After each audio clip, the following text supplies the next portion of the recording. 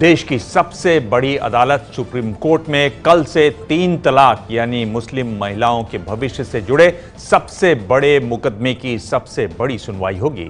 इस सुनवाई से पहले 3 तलाक को लेकर कोर्ट में पहले ही काफी कुछ कहा जा चुका है। अब 5 जजों की संविधान पीठ इस पर सुनवाई करेगी।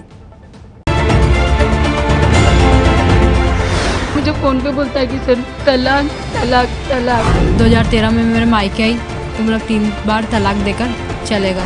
सिर्फ मेरे पास 10 या 15 मिनट हुए थे, उस आदमी ने इतनी देर के अंदर मुझे तलाक दे दिया। बिना किसी वजह के गुस्से में मुझे तलाक दिया गया था। एक सी कहानी, एक सा दर्द।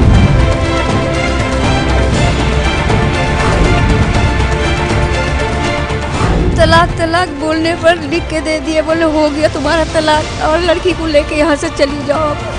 भारत में मुस्लिम समाज की महिलाओं के लिए तलाक वो सजा है जिसका गम कोई नहीं समझ सकता। इस जुल्म का शिकार बनी हजारों महिलाओं की नजर अब सुप्रीम कोर्ट पर है, जहां कल से रोज इस पर सुनवाई होगी।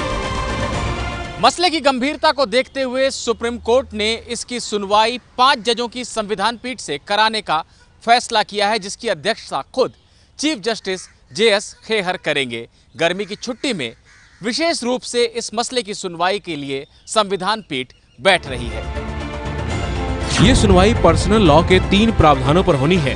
तलाक बिद्दत यानी 3 तलाक, निकाह हलाला और मर्दों को 4 शादी की इजाजत।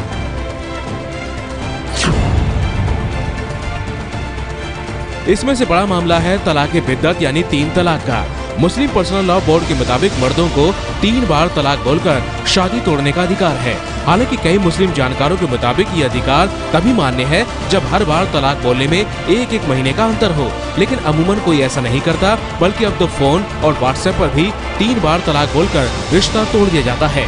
पाकिस्तान और बांग्लादेश जैसे मुस्लिम देशों में भी ये परंपरा बंद हो चुकी है, लेकिन भारत में अब भी जारी है।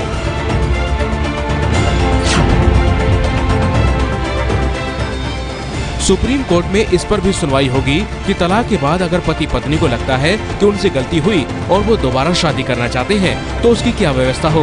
अभी मुस्लिम महिलाएं ऐसी स्थिति में सीधे दोबारा निकाह नहीं कर सकती, उन्हें पहले किसी और मर्द से शादी करनी पड़ती है, संबंध भी बनाने होते हैं और फिर नए पति से तलाक लेकर पहले पति से शादी की जा सकती है। मुस्लिम मर्दों को एक साथ 4 पत्नी रखने की इजाजत भी सुप्रीम कोर्ट की समीक्षा के दायरे में है। हालांकि कुरान में मर्द को एक पत्नी के रहते दूसरी शादी की इजाजत दी गई है, लेकिन इसके लिए तमाम शर्तें भी लगाई गई हैं। ज्यादातर मामलों में इन शर्तों का पालन नहीं होता।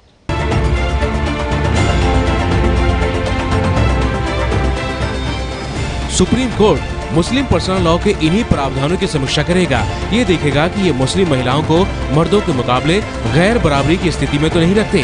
क्या इन प्रावधानों को निरस्त करने या इनमें सुधार की जरूरत है। हालांकि ऐसा करते वक्त सुप्रीम कोर्ट को यह भी देखना होगा कि उसके फैसले से मुस्लिम समुदाय की धार्मिक स्वतंत्रता का हनन न हो। दिल्ली से निपुण सहगल की रिपोर्ट। ये है ABP न्यूज, आपको रखे आगे।